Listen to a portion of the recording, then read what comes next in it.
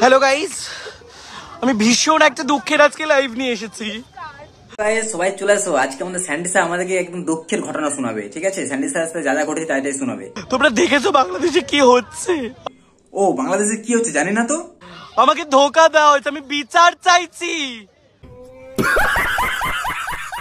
BD Imran, তুই হচ্ছিস একটা গু শালিক, তোর গায়ে গন্ধ।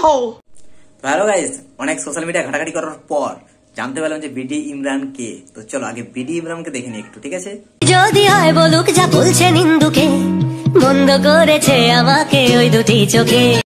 यही नहीं, अभी और सुनिए। বিডি ইমরান, তুই হচ্ছিস একটা গু শালিক, তোর গায়ে গন্ধ গন্ধ শরীর নিয়ে আমি তোর সাথে ভালোবেসেছিলাম না শোনা গো আমার। ওর আবার লাইভে এসে আমি ঘুমের ওষুধ খেয়ে মদ খেয়ে তোকে বেহুশ করে ফটো তুলেছি। পাপি সালা, তুমি প্রেমে ধোকা খেয়েছো তো এটা তোমার কাছে তো নতুন কিছু নয়। ঠিক আছে, তুমি তো এর আগে অনেক প্রেমে ধোকা খেয়েছো, তো কান্নাকাটি করার কি আছে? লাইফে এসে তো হাগার কি আছে?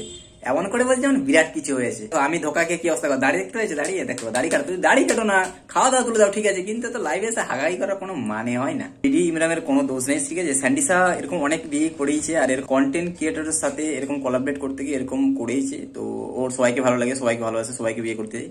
তো যাই হোক, যে যেখানে আছে সেখানে থাকো, যেমন হয় তেমন থাকো। তো টাটা, বাই বাই।